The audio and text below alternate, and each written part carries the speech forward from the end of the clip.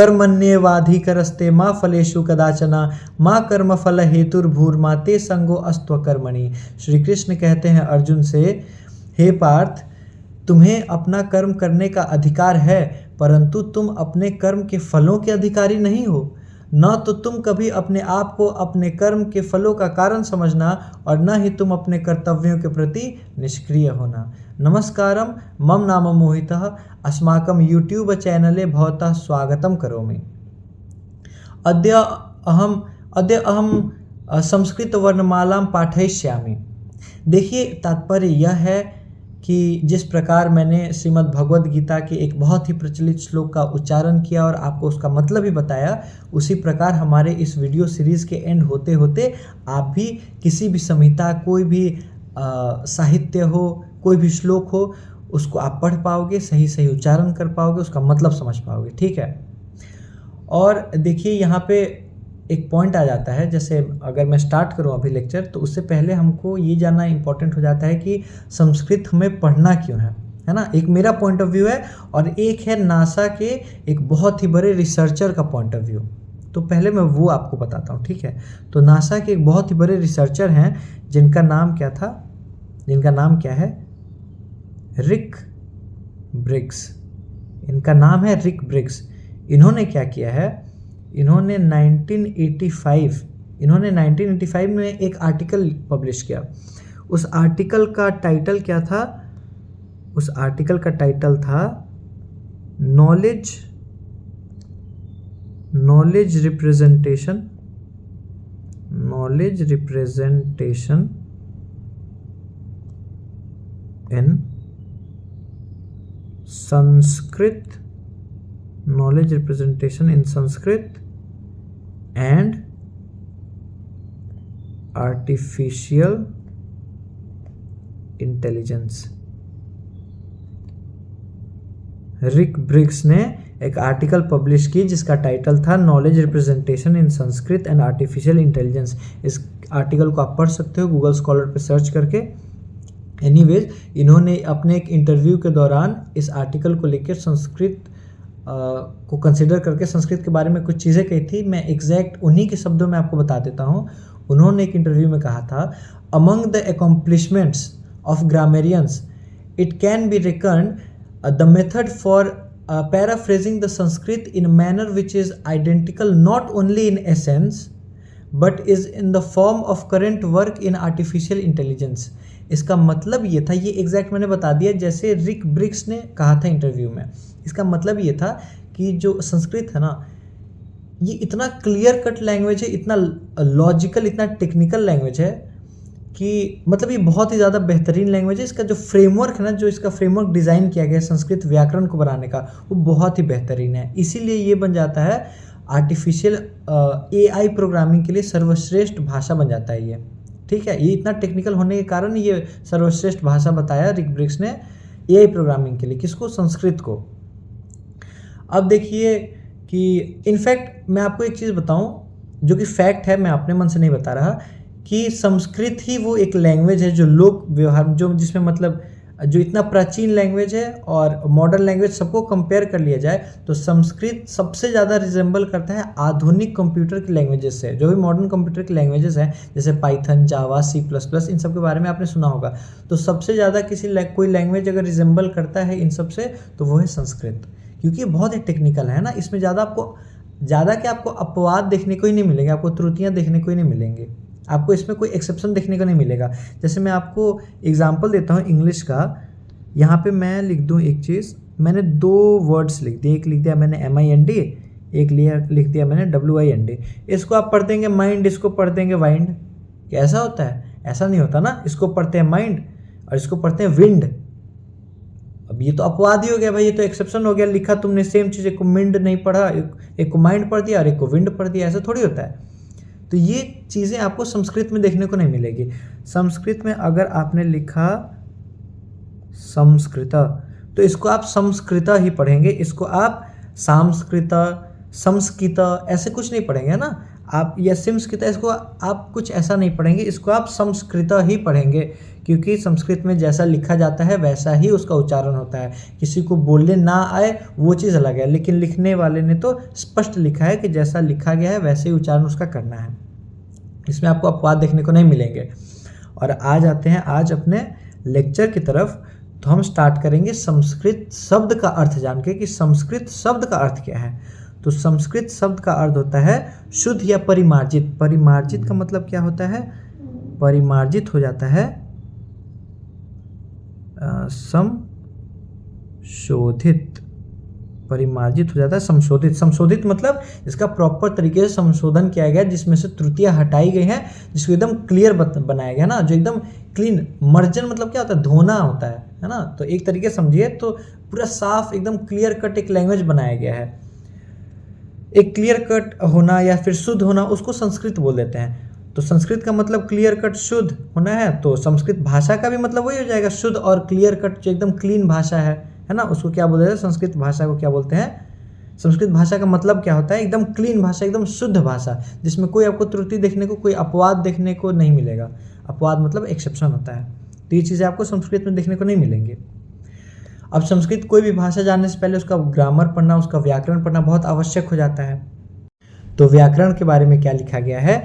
व्याकरण के बारे में लिखा गया है व्याक्रियन्ते व्युत्पाद्यन्ते अनेन इति व्याकरणम। व्याक्रियन्ते व्युत्पाद्यन्ते अनेन इति व्याकरणम, जिसके माध्यम से शब्दों की व्युत्पत्ति बताई जाए वह व्याकरण है। ठीक है, व्युत्पत्ति मतलब क्या होता है? जिसके माध्यम से शब्दों की व्युत्पत्ति बताई जाए। तो मतलब इसका मतलब हो गया कि व्याकरण के माध्यम से ही हमको शब्दों की व्युत्पत्ति पता चलती है। तो व्युत्पत्ति क्या होता है भाई? तो व्युत्पत्ति होता है ओरिजिन। किसी भी शब्द का ओरिजिन कैसे हुआ है, किसी भी शब्द की उत्पत्ति कैसे हुई है। जैसे आप किसी और भाषा में देखने जाएंगे तो आपको किसी शब्द का ओरिजिन नहीं देखने को मिलेगा। कि जैसे बैग को बैग बोलते हैं, तो बैग को बैग क्यों बोलते हैं? उस शब्द का नाम बैग कैसे पड़ा, उसका कुछ एक्सप्लेनेशन है? वो शब्द कैसे बना है, उसका आपको कोई एक्सप्लेनेशन देखने को नहीं मिलेगा। लेकिन इसमें आपको देखने को मिलेगा, जैसे संस्कृत का कोई भी आप शब्द उठा लीजिए तो उसमें आपको प्रॉपर एक्सप्लेनेशन देखने को मिलेगा कि वो शब्द बना कैसे है ना। इसमें भी होते हैं जैसे रूढ़ी, यौगिक, योग रूढ़ी, तो उसमें भी रूढ़ी शब्दों का खंडन नहीं हो पाता है। खंडन करने पर उसका कोई मतलब नहीं निकलता है। अभी उस बात को आप साइड में रख दीजिए। ये बात इनफैक्ट हमारे बीएमएस के सिलेबस में है भी नहीं। इस बात को आप साइड में रख दीजिए। अभी हम क्या बात कर रहे थे कि संस्कृत में कोई भी शब्द ले लीजिए तो उसका आपको प्रॉपर एक्सप्लेनेशन देखने को मिल जाएगा कि उसका वो बना कैसे है, वो शब्द की उत्पत्ति कैसे हुई है। तो हम संस्कृत शब्द ले लेते हैं। तो संस्कृत शब्द की उत्पत्ति होती है क्री, यहाँ पे मैं लिख देता हूँ सम, यहाँ पे मैंने लिख दिया अक्ता।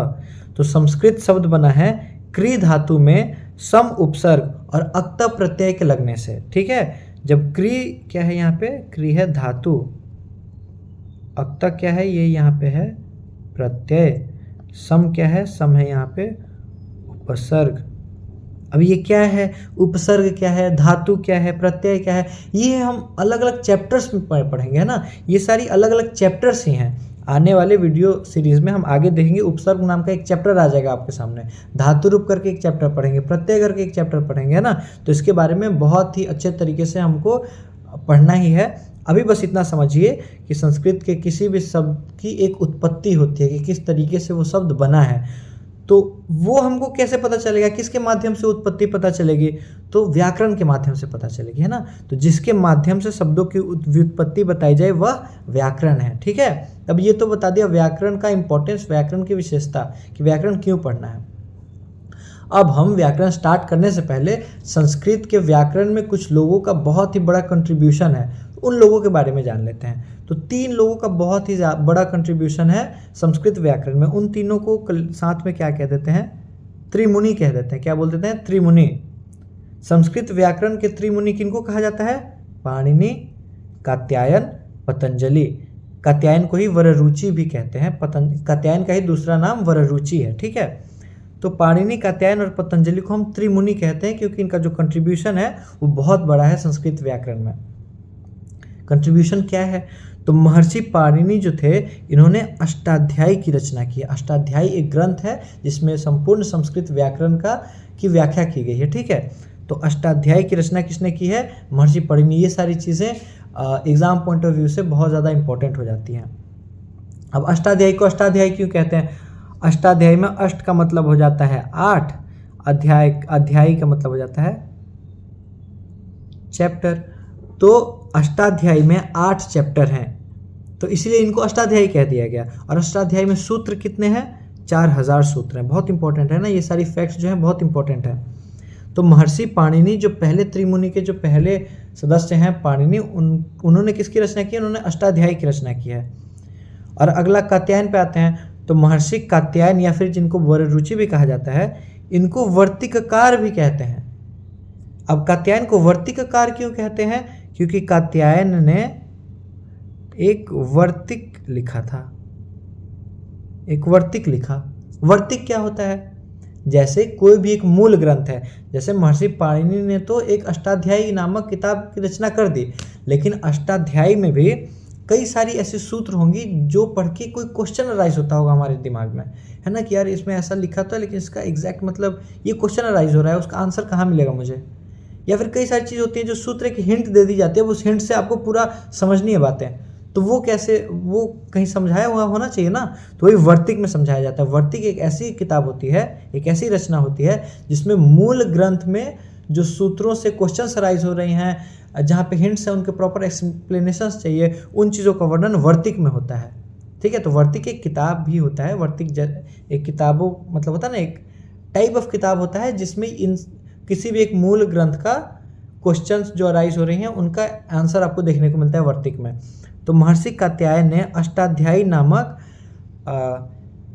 ग्रंथ का वर्तिक लिखा, इसीलिए कात्यायन को वर्तिककार भी कहते हैं। कार मतलब जो कर्ता होता है, वर्तिक का जो कर्ता है। तो वर्तिक अष्टाध्यायी के वर्तिक की रचना किसने की थी? कात्यायन ने, इसलिए इनको क्या कहा जाता है? वर्तिककार कहा जाता है। अष्टाध्यायी की रचना किसने की थी? महर्षि पाणिनि ने की थी। अब आ जाते हैं महर्षि पतंजलि पे। तो महर्षि पतंजलि के बारे में हम जानते हैं। तो महर्षि पतंजलि ने अष्टाध्यायी के 4000 सूत्रों पर एक विस्तृत भाष्य लिखा जिसे महाभाष्य कहते हैं, ठीक है। तो अभी हमने क्या पढ़ा कि कात्यायन ने वर्तिक लिखा अष्टाध्यायी पे और महर्षि पतंजलि ने भाष्य लिखा अष्टाध्यायी पे। अब भाष्य और वर्तिक में फ़र्क क्या है?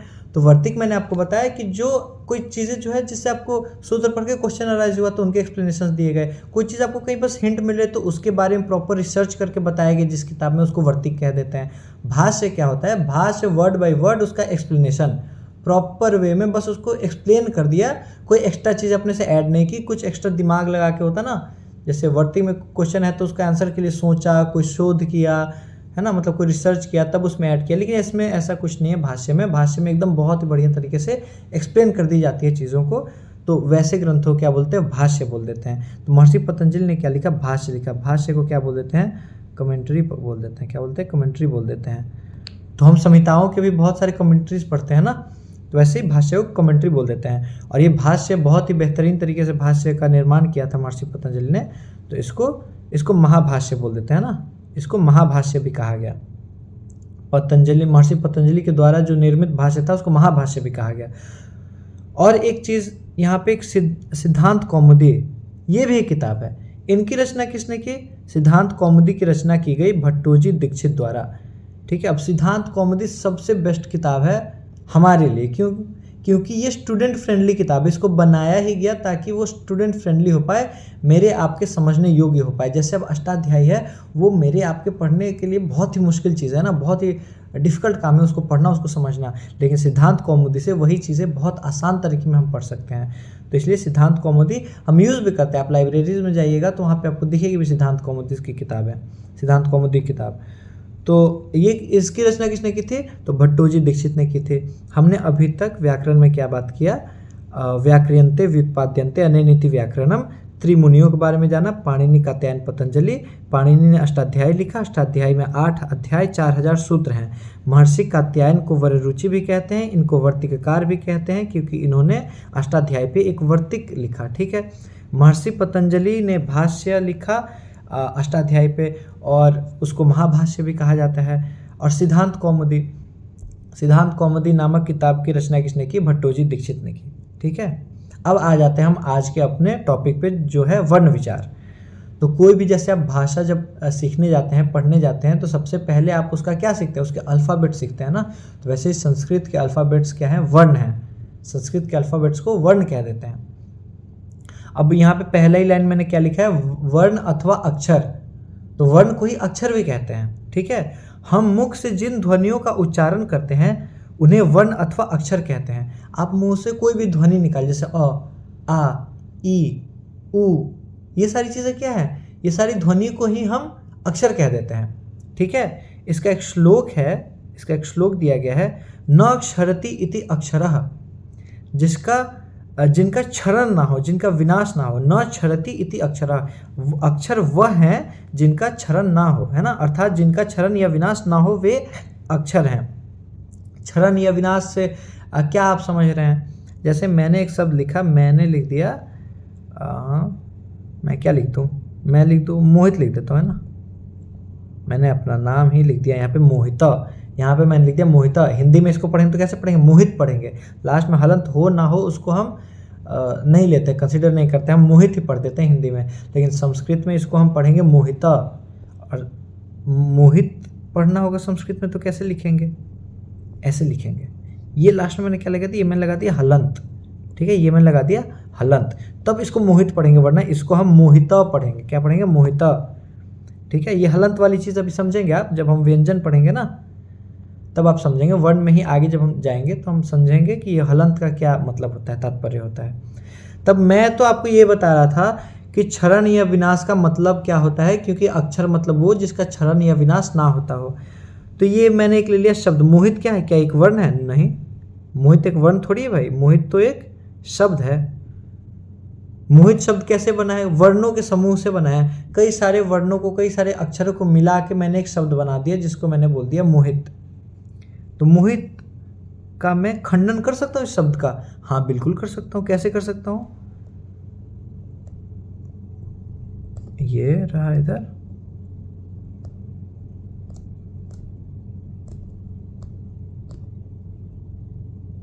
ऐसे बना दिया मैंने।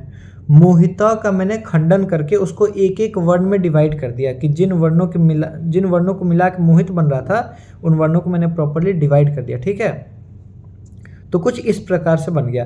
तो हमने क्या कर दिया? मोहित शब्द का क्षरण कर दिया, विनाश कर दिया, तोड़ दिया, खंडित कर दिया, है ना। मोहित शब्द को तोड़ दिया। और वही क्या मैं अब यहाँ पे जैसे अ है, अब क्या मैं अ को तोड़ने जाऊँ तो फर्दर तोड़ सकता हूँ? नहीं तोड़ सकता, क्योंकि क्या है? ये वर्ण है, ये अक्षर है। अक्षर का क्षरण ही हम नहीं कर सकते, अक्षर को तो हम तोड़ ही नहीं सकते।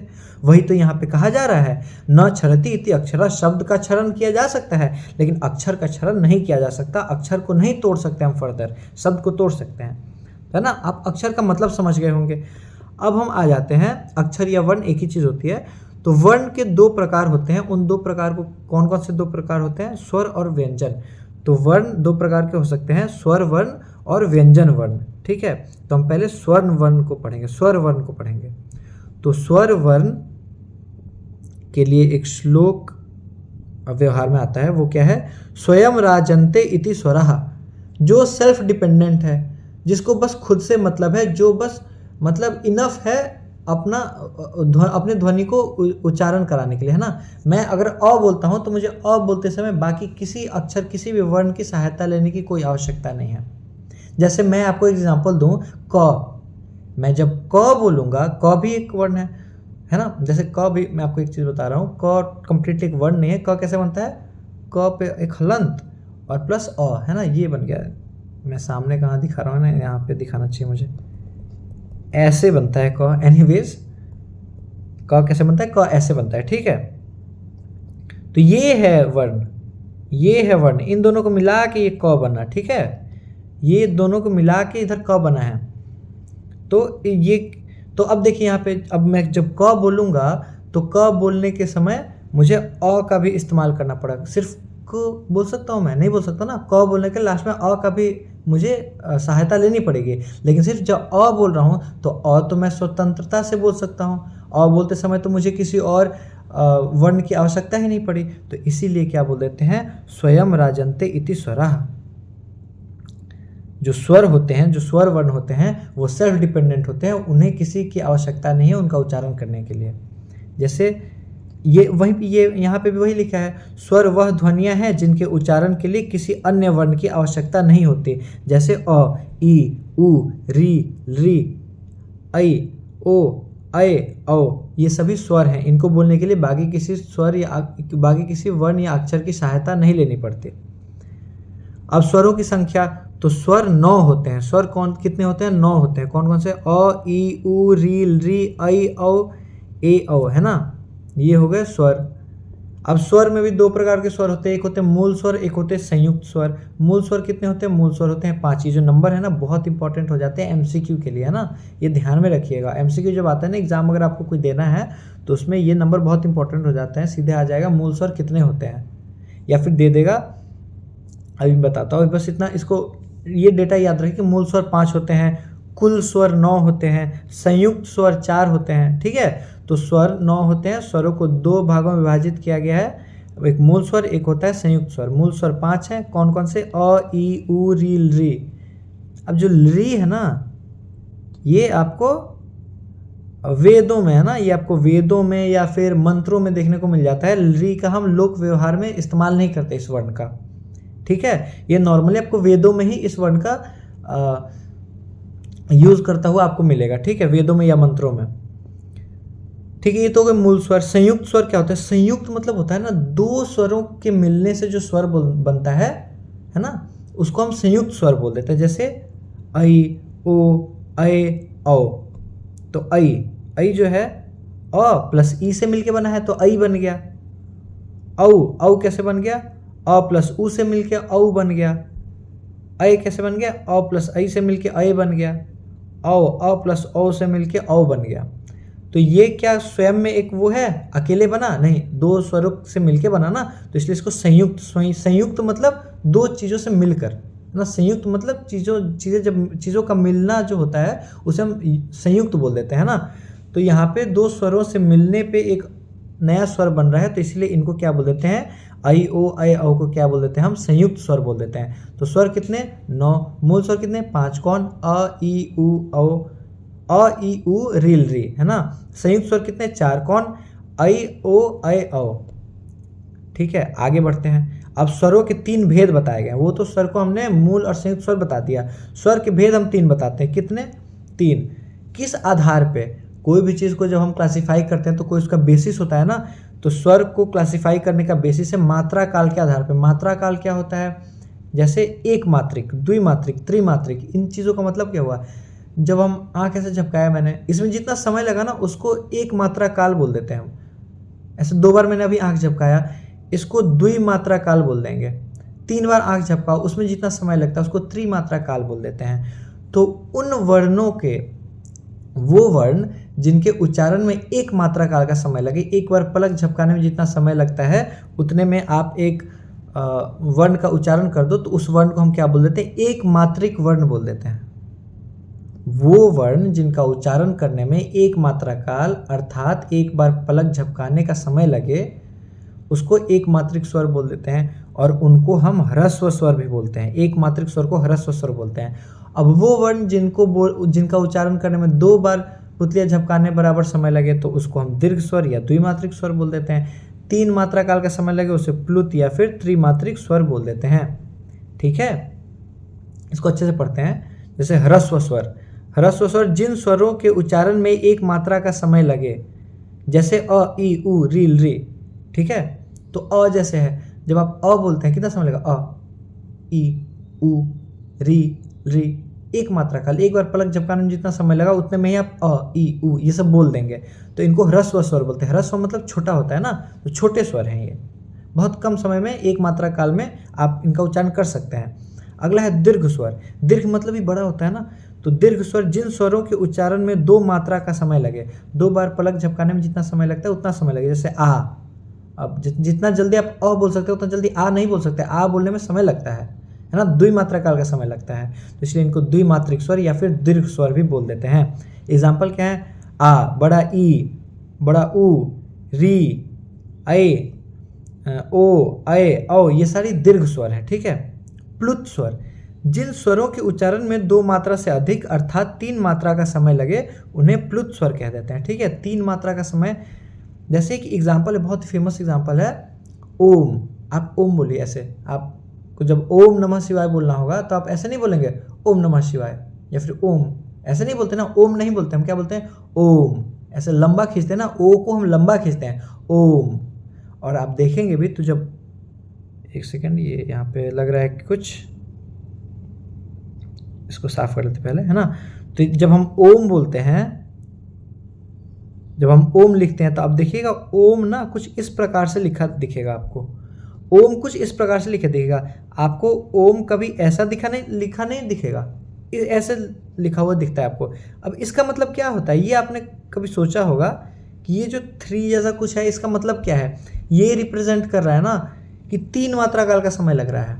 कोई भी वर्ण के आगे अगर मैं जैसे ओ ही है तो ये ओ तो ओ हो गया, ओ लिखा तो इसका हम कैसे उच्चारण करेंगे, ओ करेंगे। लेकिन इसमें जब मैं ये चिन्ह लगा दूँ ना, तब मैं इस ओ को बस ओ नहीं कहूँगा, इसको मैं कहूँगा ओ। तो ओम ना पढ़ के ओ के आगे ये 3 मात्रा काल का समय लगा होता है, 3 मात्रा काल का चिन्ह लगा होता है, तो इसको हम क्या ओम ना बोल के क्या बोलते हैं, ओम बोल देते हैं, है ना। तो ये प्लुत स्वर होते हैं, प्लुत स्वर जिन्हें 3 मात्रा काल का समय लगे। और यहाँ पे एक मैंने लाइन लिखा हुआ है कि प्लुत स्वरों की पहचान के लिए ये जो चिन्ह है यहाँ पे, ये चिन्ह लगाया जाता है ना। तो ये चिन्ह क्या रिप्रेजेंट करता है, प्लुत स्वर को रिप्रेजेंट करता है। तो यहाँ पे ओम है, ओम में भी ये वाला साइन लगा है, तो यहाँ पे ओ को ये क्या बताना चाह रहा है, ये बताना चाह रहा है ये साइन कि ओ को बस तुम ओम मत पढ़ो, ओ को तुम ओ पढ़ो, थोड़ा लंबा खींचो, है ना, 3 मात्रा काल का समय दो। तो इसलिए हम ओम को ओम ना पढ़ के ओम पढ़ते हैं ना। ओम को हम ओम नहीं पढ़ते हैं, क्या पढ़ते हैं, ओम। समझ पा रहे हैं, प्लुत मात्रा काल मतलब समझ पा रहे हैं। ऐसे नहीं बोल दिया जाता, बस ये पढ़ने की चीज़ें नहीं है। आप जब बोलिए ना तो उसको व्यवहार में लाइए अपने। जब हम अ बोलेंगे तो अ बोल देंगे, मोहिता बोलेंगे। और आम बोलना हो तो आम नहीं बोलेंगे, हम क्या बोलेंगे, आम। 2 मात्रा काल का समय लगाएंगे क्योंकि आ दीर्घ स्वर है, तो आम। ओम नहीं बोलेंगे, हम क्या बोलेंगे, ओम, क्योंकि ओम में 3 मात्रा काल का समय लगता है ओ बोलने में। यहाँ पे चिन्ह लगाया ना।